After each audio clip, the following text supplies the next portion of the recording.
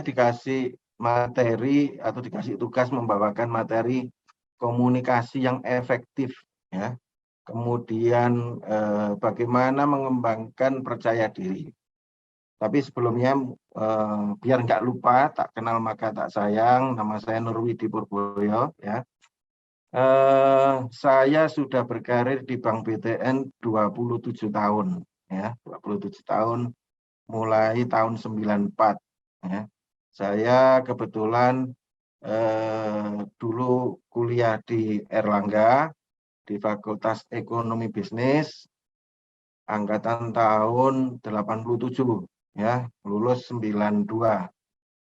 Ya, dan pada waktu itu proses rekrutmen cukup lama, ya, setahun gitu, ya, setahun, kemudian job training kurang lebih 6 bulan sampai setahun langsung diangkat. Jadi beda dengan yang sekarang, mungkin proses rekrutmen kami menjadi lebih praktis, simpel dan cepat, ya. Ini kurikulum vitae saya, jadi saya memang asli dari awal sampai sekarang di BTN, nggak di mana-mana, ya. Dari awal masuk saya di cabang Surabaya, kemudian keliling-keliling, akhirnya pernah jadi kepala cabang di Kupang, di Nusa Tenggara Timur, kemudian jadi kepala cabang di Sidoarjo, terus jadi Deputi Regional Manager Bidang Support di Kanwil 3 Surabaya, ya. Ini areanya waktu itu ada Purwokerto, jadi Jateng, DIY, Jatim, Bali, NTB, NTT, ya. Tapi dalam perkembangannya Jateng, DIY pisah, ya. Kemudian setahun yang lalu saya dipercaya sebagai Kepala Kantor Wilayah BTN untuk Sumatera dan Kepulauan Riau, tapi berkedudukan di Batam, ya. Nah, terakhir per 19 Juli saya dikasih kepercayaan menjadi Kepala Divisi Consumer Collection, Recovery and Asset Sales Division Head, ya. Saya sebenarnya ingin bertanya kepada adik-adik semua. Inginnya itu sebenarnya apa kalau sudah lulus, ya. Tapi kebanyakan orang menjawab pengen kaya, ya. Kalau pengen kaya jawabannya bukan kerja di bank sebenarnya, ya. Ini sedikit intermezzo bahwa saya pernah baca sekilas tentang buku pengen cepat kaya gitu, ya. Tapi bukan pengen cepat kaya terus macem-macem gitu, ya, jalannya. Ini diulas betul. Jadi kalau orang pengen cepat kaya itu sebenarnya ada dua, ya. Kerjaan yang membuat orang cepat kaya. Tapi yang jelas kalau jadi pegawai jangan berharap kaya, ya. Tapi cukup. Kalau cukup, insya Allah cukup, ya. Sektor yang mendorong orang menjadi bisa cepat kaya itu ada dua. Yang pertama bermain saham, ya. Bermain saham itu bisa menjadi orang cepat kaya, tapi juga bisa menjadikan orang cepat bangkrut, ya. Jadi risknya tinggi, ya, risknya tinggi pemain saham itu. Oleh karenanya dia perlu keahlian, keterampilan khusus yang nggak gampang. Yang kedua adalah sektor properti, ya. Sektor properti adalah kerjaan nomor 2 yang bikin orang bisa cepat kaya. Nah, tentu kalau sektor properti ada hubungannya dengan Bank BTN, ya, karena kita memang di perumahan. Lanjut, Mas Arafat. Nah, ini saya kenalkan, saya dengan tim saya ini Mas Arafat juga kebetulan alumni Erlangga, Mas Muhammad Wahyu Arafat, Fakultas Hukum angkatan 2006, ya. 2006 ya Mas Arafat, ya. 2005, sorry. 2005. 2005, Pak. Ya, kebetulan sekarang bergabung dengan saya di divisi saya. Jadi tadi sempat disinggung juga oleh Pak Tommy mengenai salah satu keahlian yang diperlukan bagi siapapun sebenarnya, apakah dia pegawai bank ataukah mau bekerja dimanapun, termasuk wira swasta, ya, adalah komunikasi yang efektif. Saya baca beberapa literatur, komunikasi yang efektif itu seperti apa sih, gitu ya. Komunikasi efektif itu ternyata bagaimana seseorang menyampaikan pesan kepada orang lain, ya, itu diterima seperti apa yang dibayangkan, apa yang dipikirkan, apa yang diinginkan oleh penyampai pesan. Untuk menjadi efektif ini bukan barang mudah, ya. Jadi istilah komunikasi itu gampang diucapkan tetapi tidak mudah dilaksanakan. Banyak pengaruh-pengaruh yang bisa menjadikan komunikasi itu menjadi tidak efektif atau tidak sesuai harapannya. Contoh sedikit yang agak lucu gitu ya. Pernah, ini pengalaman pribadi. Waktu saya dinas di Kupang, saya panggil pesuruh. Padahal ngomongnya juga dekat gitu ya. Seolah tidak ada jarak gitu. Ya. Pak, saya tolong belikan nasi campur gitu kan. Oh, siap Bapak, siap Bapak gitu kan. Nggak lama kemudian yang datang es campur. Padahal jarak saya berbicara dengan si pesuruh itu nggak lebih dari semeter. Ya, artinya di sini ada hambatan yang terjadi, ya. Jadi sekali lagi banyak yang mempengaruhi efektivitas dalam kita berkomunikasi. Jadi saya ngomong teorinya dikit aja ya. Silakan lanjut, Mas. Nah, ini katanya orang pinter-pinter ya. Pesan itu harus jelas, singkat, lengkap, ya. Kemudian akurat, relevan, ya. Supaya lebih efektif lagi ketika kita berkomunikasi, kita bisa minta yang menerima pesan mengulang apa yang kita inginkan. Supaya apa? Supaya clear. Supaya clear. Ya. Waktu juga berpengaruh. Kita berkomunikasi sudah memenuhi banyak hal, timingnya nggak tepat, bisa bubar juga. Ya, bisa bubar juga. Oke. Nah, sama ketika kita misalnya pengen kerja di bank, waktu mau ngelamar pertama kali wawancara, itu ya mesti diatur. Ya, tadi benar yang disampaikan Bu Ratna, harus tahu nih, harus tahu apa namanya, perusahaan yang kita lamar itu sejarahnya bagaimana, produknya apa, yang diharapkan teman-teman seperti apa. Tidak harus pakai baju putih hitam atau putih biru ya. Ini yang sering saya sering kali lihat kalau ada wawancara pertama itu mesti kalau nggak bajunya putih hitam, putih biru ya. Nggak harus, sebenarnya rapi gitu ya. Nah ini. Jadi pesan itu harus kuat dan disampaikan dengan meyakinkan, ya, meyakinkan. Perlu persiapan, perlu rasa percaya diri juga, ya, dan berikan kesempatan kepada orang yang kita ajak komunikasi untuk menanggapi, ya, supaya clear, ya, supaya clear. Silakan lanjut, Mas. Nanti saya akan banyak cerita di experience ya atau pengalaman saya ya. Nah, jadi ini sebelum berkomunikasi apa sih yang harus dilakukan gitu ya, apa gitu. Kemudian bagaimana penyampaian pesannya, bagaimana respon dari penerima pesannya, ya. Ini sangat penting kita perhatikan. Termasuk bukan berarti kalau misalnya kita jadi pegawai bank gitu terus bahasa daerah nggak laku gitu kan dia. Enggak, bukan, itu hanya efek samping. Ketika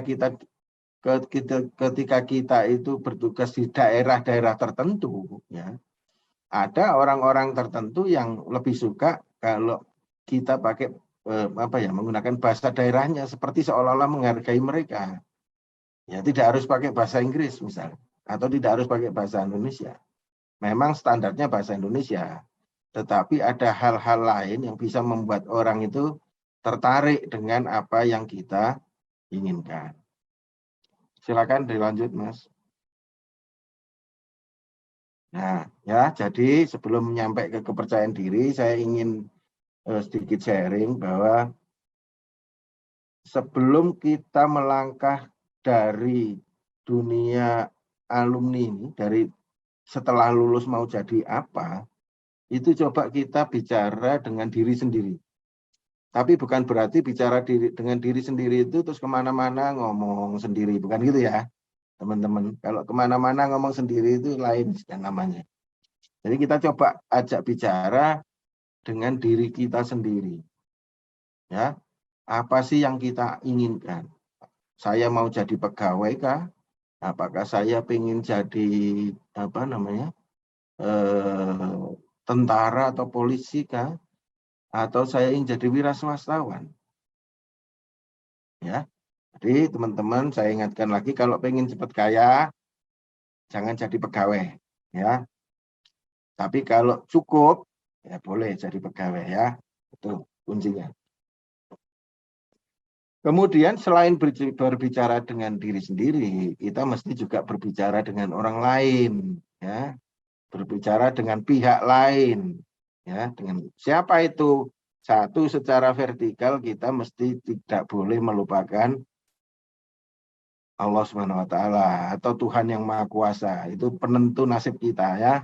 Walaupun kelihatannya nggak bisa diukur prosentasenya secara angka, tapi paling besar dampaknya, ya. Jadi kita selalu dalam setiap langkah mesti minta petunjuk sama yang di atas, ya, berdoa keinginan kita apa. Kemudian setelah vertikal dibangun dengan horizontal. Horizontal itu siapa? Kolega kita yang setara, ya, tim kita yang mungkin jadi staf kita, termasuk dengan atasan kita. Itu harus dibangun semua. Ini tidak hanya berlaku untuk orang yang jadi pegawai, ya. Untuk jadi apapun Anda mesti seperti itu, ya. Nggak, apalagi Anda jadi owner. Owner itu kan nggak bisa kerja sendirian. Dia juga mengandalkan timnya, ya, teman-teman atau adik-adik, ya. Nah, dari komunikasi itu akan dapatlah informasi, ya.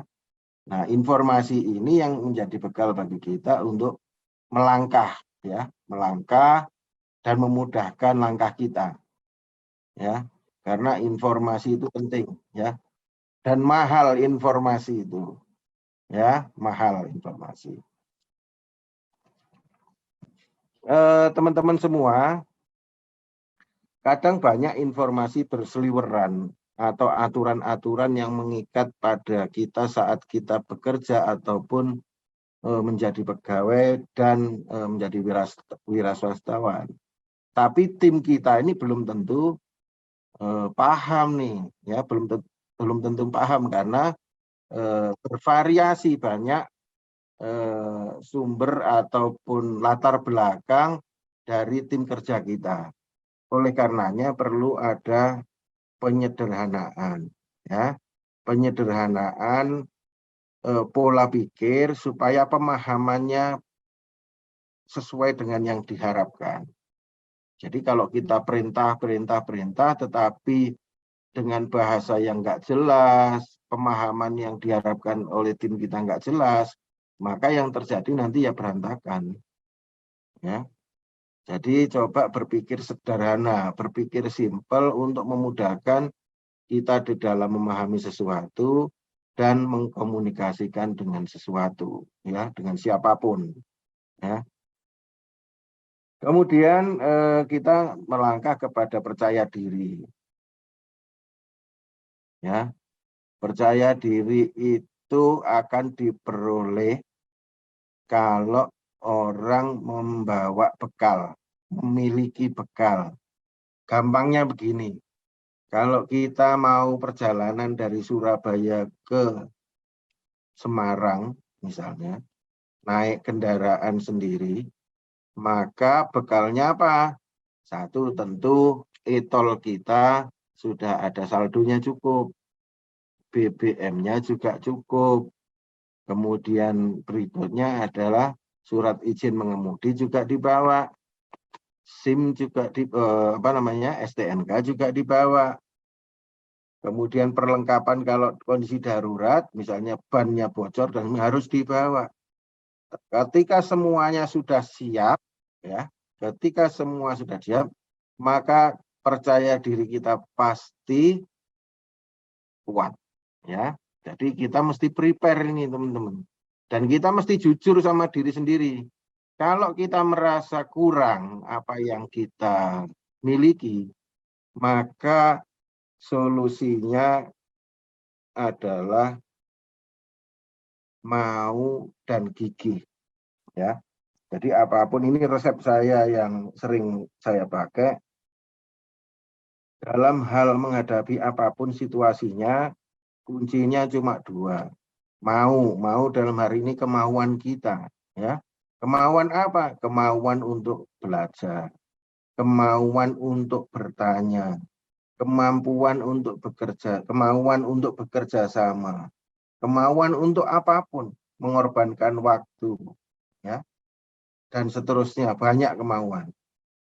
Dan kemauan itu mesti diperjuangkan, ya, mesti gigih kita. Kalau baru kena sandungan sedikit, ngambek, baper, ya nggak ketemu-ketemu, ya, nggak ketemu-ketemu. Jadi mesti jatuh bangun lagi, jatuh bangun lagi, seperti anak kecil yang belajar jalan, ya. Anak kecil yang dari merangkak belajar jalan selalu pernah jatuh, nggak pernah nggak jatuh, ya. Tapi semakin itu menjadi kemauan yang kuat, semakin dia bisa cepat jalan. Sama ketika teman-teman waktu kecil belajar naik sepeda. Kalau takut nanti jatuh, takut sakit, takut ini, takut itu, ya akhirnya nggak bisa-bisa, ya. Nah, kemauan dan kegigihan ini dasarnya cuma satu, cinta, ya. Bukan nafsu loh, ya, cinta. Cinta apa? Cinta kepada apa yang kita mau, gitu kan. Misalnya saya sebagai karyawan di bank, saya harus cinta dengan perusahaan saya harus cinta dengan nasabah saya harus cinta dengan debitur saya harus cinta dengan tim saya. Kalau dasar cinta ini kuat, maka kemauan kita juga pasti kuat, ya. Kegigihan kita juga pasti kuat. Tapi kalau kita cintanya kepada perusahaan ini sudah berkurang, ini juga awal kehancuran karir kita. Ya, seperti tadi yang dibilang Pak Tommy tadi, ada sebagian yang berpikir negatif. Nah, itu bagian dari nggak cinta sebenarnya. Ya. Nah, apapun kesulitannya, apapun tantangannya, ada 3 hal yang mesti kita pegang, ya, teman-teman. Yang pertama, amati, tiru, modifikasi. Ya. Kalau kemarin-kemarin waktu kuliah, teman-teman nggak boleh nyontoh kalau ujian, ya, masih ingat saya kok itu. Jadi kalau katanya dosen saya dulu, boleh kalian nyontoh, syaratnya satu, tidak ketahuan, gitu ya. Sama dengan nggak boleh nyontoh itu sebenarnya, ya, nyontek nggak boleh. Tapi di dunia kerja nggak seperti itu, boleh nyontoh, karena itu cara paling mudah untuk mendapatkan ilmu. Salah satunya itu amati, tiru, kemudian dicontoh, tapi disesuaikan dengan kemampuan kita, disesuaikan dengan keadaan yang ada di sekitar kita. Dengan bagaimana? Dengan memodifikasi, ya, dengan memodifikasi. Jadi dengan begitu mudah-mudahan kita masih bisa eksis dimanapun. Kita mau jadi developer misalnya. Nah, ini kebetulan, ya. Tadi saya lihat DPKKA ini kan kepanjangannya Direktorat Pengembangan Karir, Inkubasi Kewirausahaan dan Alumni, ya.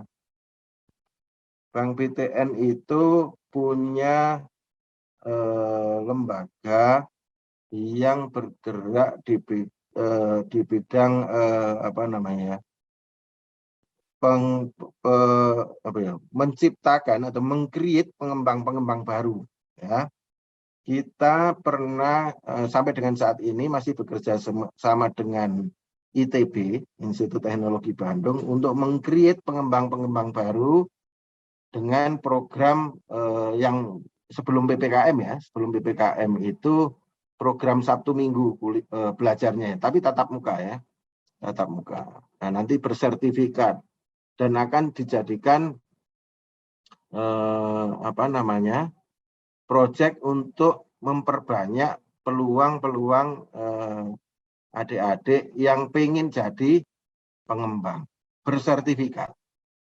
Ya, nanti kalau Prof. Eli berkenan, misalnya kita kerjasama untuk meng-create pengembang-pengembang baru, gitu ya, boleh. Ya, kita khusus untuk alumni UNER, kita mintakan rate khusus, Prof. Gitu ya. Apalagi sekarang bisa semua pakai Zoom, dan mungkin bisa negosiasi lah. Gitu, ya. Saya juga pengen Erlangga ini punya alumni yang sukses. Bahkan Ketua Umum DPP RE, Pak Totok Lusida juga alumni Erlangga Farmasi ya, farmasi. Nah, setelah ATM tadi, jangan tinggalkan doa sama sedekah. Dah, itu aja ilmunya. Ya, saya nggak mau ilmu yang tinggi-tinggi aja. Ya, saya pakai ilmu biasa-biasa saja, tetapi mudah-mudahan kalau apa namanya, ini dipakai, mudah-mudahan ada manfaatnya. Sama satu lagi, tapi saya tidak sedang ceramah agama ya ini ya, teman-teman. Bagi teman-teman yang masih punya orang tua, ada khususnya ibu, udah itu dimuliakan saja, nanti minta restu ibunya, itu juga bekal yang tidak ternilai harganya. Itu tidak ada ilmunya, tapi sudah terbukti, ya, sudah terbukti. Kalau ada anak durhaka sama orang tuanya, itu belum ada ceritanya sukses. Belum ada ceritanya sukses. Dan teman-teman perlu ketahui, untuk menuju sukses tidak ada jalan bertabur bunga, ya. Semua diperjuangkan. Ya. Tidak ada sukses memang haknya semua orang. Tetapi dia hanya akan dimiliki oleh orang-orang yang memperjuangkannya. Ya. Jadi kalau Anda pengen sukses, pengen kaya, tapi maunya enak semua, itu tidak ketemu. Rumusnya belum ada.